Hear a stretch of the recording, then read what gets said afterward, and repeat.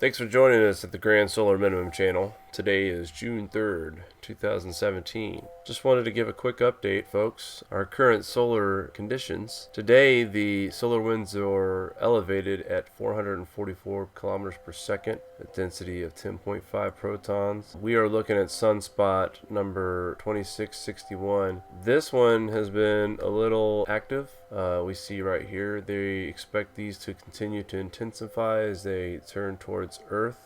They are producing C-class flares right now. Not too much of concern as far as extreme flares, which we need to worry when we start talking about M-class and X-class. Right here on SPACEWEATHER.com, one of my favorite things about this website, they always tend to talk about the certain kinds of solar flares and what they mean, and a quick little link here will take us and gives us an explanation on what solar flares are rated at, what they mean, the three categories, of course, X flare, M flare, and then the C. The C are, of course, the smallest with few noticeable consequences here on Earth. Now the M, obviously medium size, they can cause brief radio blackouts that affect the Earth's polar regions. Minor radiation storm sometimes follows an M-class flare compared to an X and M-class events. And of course, X are the big ones. They are the major events that can trigger planet-wide radio blackouts and long-lasting radiation storms. So, just wanted to show everyone the three different types of solar flares that we can expect from our sun. Here is an example of a C-class. It looks impressive. As far as solar flares are concerned, the C-classes are the least to worry about. Alright, we'll take a look at sunspot number 19. This one is 2661, and currently we're at 0 days without a sunspot, but this year so far we are sitting at 38. 32 was the amount of spotless days we had in 2016. Most of that was towards the end of 2016, by the way. And as you see here, Space Weather again keeps track of years to pass as far as spotless days in a year. But you can see clearly here where the end of the last minimum was. We had 260 days of spotless days on our sun. Right now we're at 38 and we are already halfway through the year, so maybe we'll see numbers that are going to rival 2010 or maybe just a little bit better.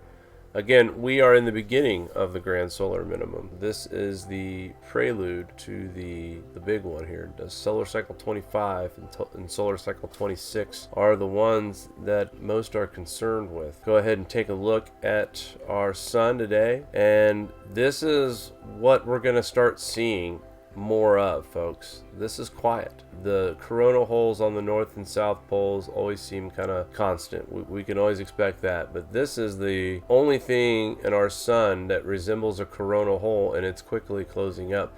But notice how we don't see anything here except, of course, 2661, our sunspot, that's throwing out some impressive flares even in the SDO here. But the point I wanted to bring out to everyone is that this is going to be the new normal for our sun here in the next couple of years. It's only the beginning, folks.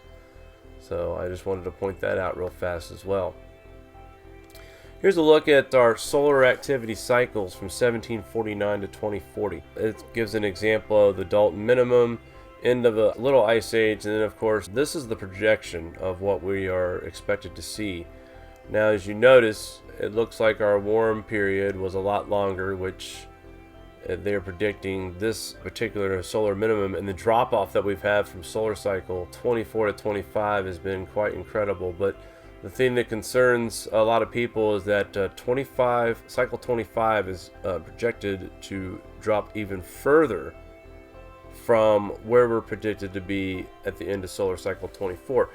So 25 and 26, in other words, are going to be the two cycles to watch, as it shows here as well. Now we are in cycle 24. When we bottom out in 2019, which Lee and I both believe that's when we will bottom out of this particular cycle. Adapt 2030 also agrees that we will climb back to some kind of a normalcy by 2030.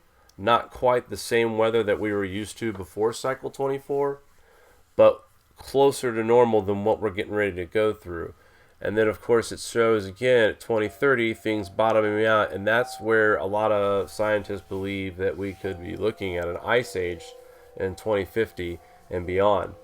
So I thought this was really important. I wanted to bring this to everyone's attention. Some people are confused about the solar minimums and the grand solar minimum. The solar minimums are like clockwork. They happen every 11 years or so.